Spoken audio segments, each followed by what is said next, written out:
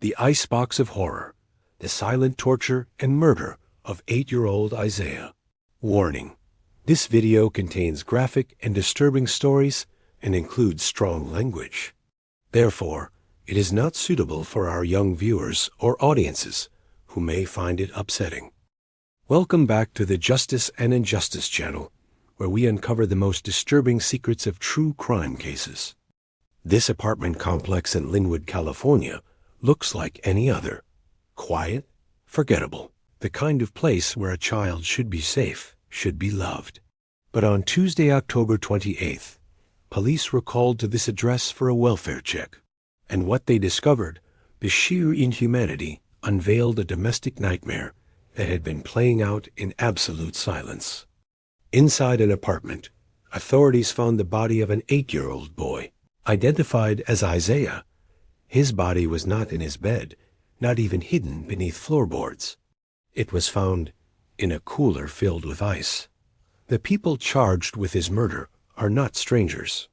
They are the people Isaiah was meant to trust most in the world: his mother, his father, and his paternal grandmother.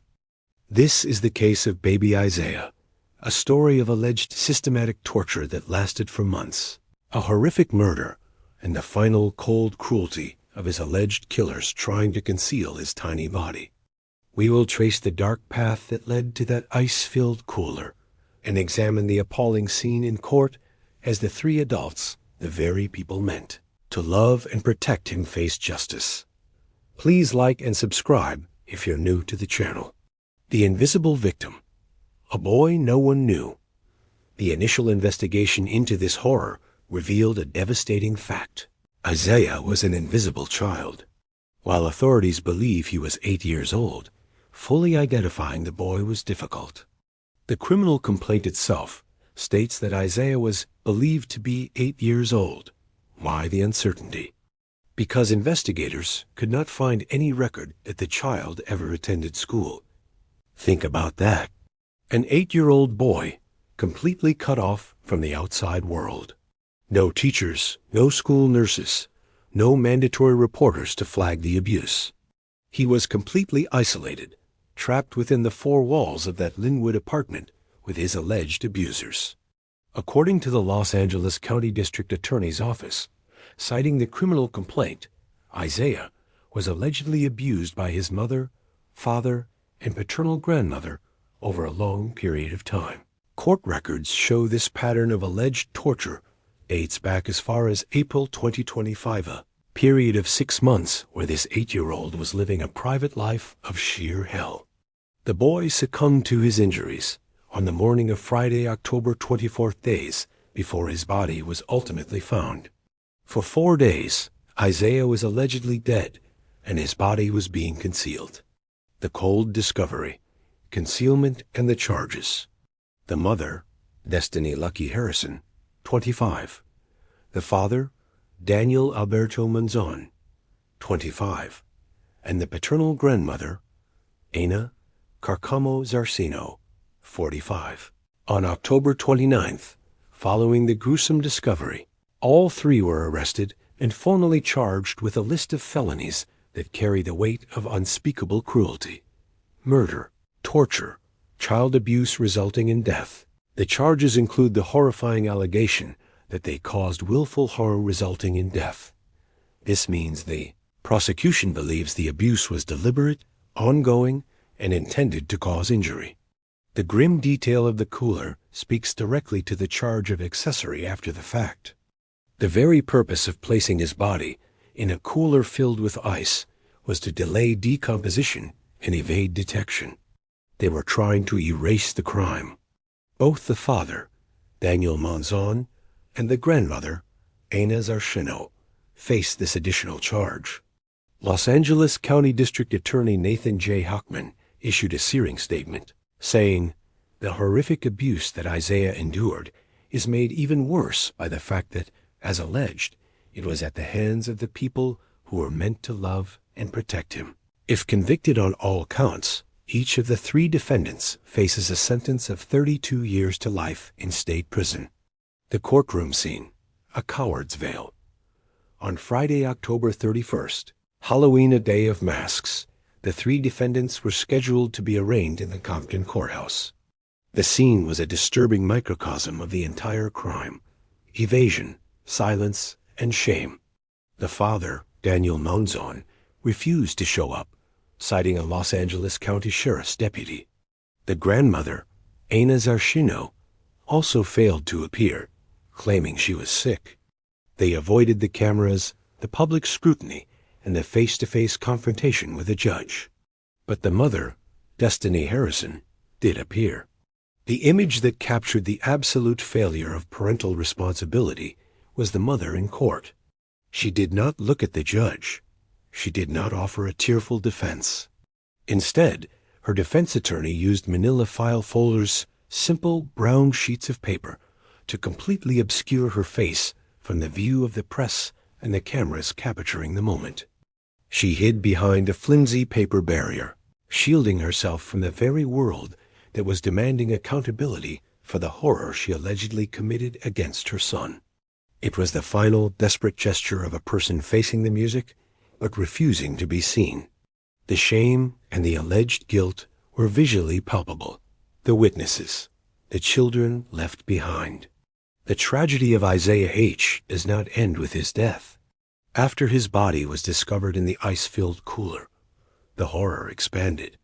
3 other children were immediately taken from the same Lynwood apartment complex and placed into the protective custody of the Department of Children and Family Services. These children were a 16-year-old, a 14-year-old, and a 9-month-old baby. The presence of these other children raises a terrifying question. How long did this abuse last, and how much did they witness? Prosecutors confirmed that one of the children is an eyewitness in the case. Imagine the burden of proof placed on a child who was allegedly living alongside the systematic torture and murder of their 8-year-old brother, cousin, or neighbor. Their testimony will be crucial in laying bare the dark reality of that household. The fact that an 8-year-old could allegedly be tortured for months, die, and then be hidden in a cooler, all while 3 other vulnerable children shared the same space, speaks to a level of calculated cruelty that is difficult to comprehend. The pursuit of justice, the path ahead. The parents and grandmother of a young boy in Lynwood, California, have been charged with his murder and torture. The boy's father and grandmother didn't show up to their first court appearance. His mother did, but she obscured her face from view. The boy's parents, Destiny Lucky Harrison and Daniel Alberto Monzon, and paternal grandmother, Ana Carcamo Zarshino, have been charged with 1 felony count each of murder, torture, and child abuse resulting in death, with allegations that they caused willful harm resulting in death. The Los Angeles County District Attorney's Office reported that Monzon and Zarshino also faced charges for aiding and abetting after the fact. Authorities found the body of the young boy, identified as Isaiah H., in a cooler filled with ice. The body was discovered in a Lynwood apartment complex on Tuesday, October 28th, after a resident of the building requested a welfare check. Isaiah was allegedly abused by his mother, father, and paternal grandmother over a long period of time, the district attorney's office said, citing a criminal complaint. Court records indicate that the torture dated back to April 2025. The boy succumbed to his injuries early on Friday, Oct. 24, days before his body was found in the cooler. They were charged on Friday, October 31st, the same day the 3 were scheduled to be arraigned in Compton, California. The 3 defendants' mother, father, and grandmother are currently being held on $2 million bail. They are each facing 32 years to life in state prison. That staggering figure reflects the extreme danger they pose and the gravity of the charges they face. The prosecution team has made it clear they are committed to ensuring that those responsible are held fully accountable for their actions and that justice will be secured for Isaiah. This case is a stark reminder of the ultimate betrayal. The people society trusts implicitly to nurture and protect the parents, and the family are, in the most horrific cases, the predators. Isaiah H. was an invisible child, allegedly tortured in silence and discarded in the cruelest, coldest way possible. His case now stands as a monument to the failures of isolation and a relentless demand that we look closer at the quiet, forgettable corners of our neighborhoods, where unimaginable cruelty can hide just behind a locked door. Isaiah's murder was allegedly systematic torture over months. What do you think the potential sentence of 32 years to life should be for the mother, father, and grandmother if they are convicted as charged? Share your thoughts in the comments below.